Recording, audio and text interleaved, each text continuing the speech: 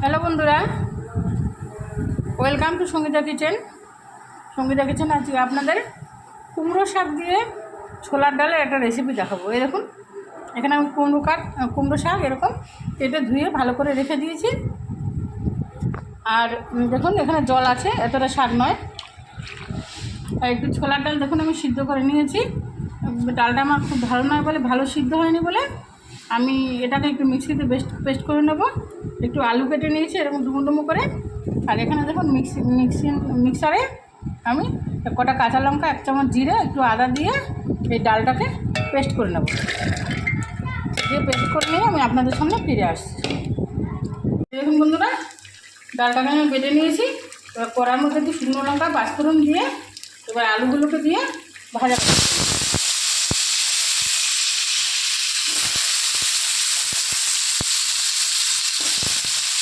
নুন হলুদ দিয়ে ভাজা করে নিয়ে ফিরে আসি। এরকম নুন হলুদ দিয়ে আমি ভাজা করে নিয়েছি আলুটাকে। এবার আমি শাকগুলোকে এর মধ্যে একে একে দিয়ে দেবো।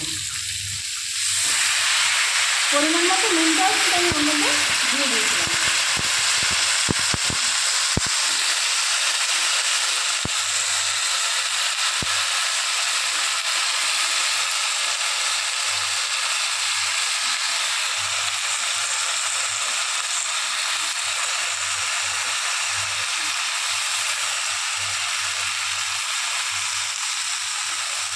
এবার দেখুন আমি যে পেস্টটা করে রেখেছি, ডাল, আদা, জিরে, কাঁচা লঙ্কা, সেটা ওর মধ্যে দিয়ে দিলাম।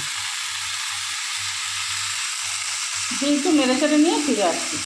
দেখুন এবারে আমি ওই মিক্সির বাটিটা ধুয়ে আর একটু সামান্য জল দিয়ে দেবো। জল দিয়ে এবার চাপা দিয়ে রেখে দেবো। নুন হলুদটা কিন্তু আমি আলু ভাজার সঙ্গে দিয়ে দিয়েছি, তো চাপা দিয়ে রেখে দিয়েছি। দেখুন বন্ধুরা, পুরো শুকনো শুকনো হয়ে গেছে।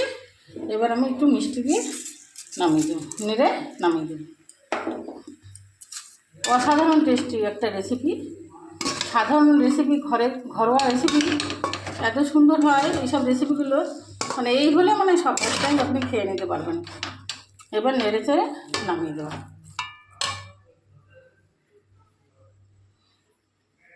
একটা পাত্রে আমি একটু নেড়ে চেড়ে নামিয়ে নেব।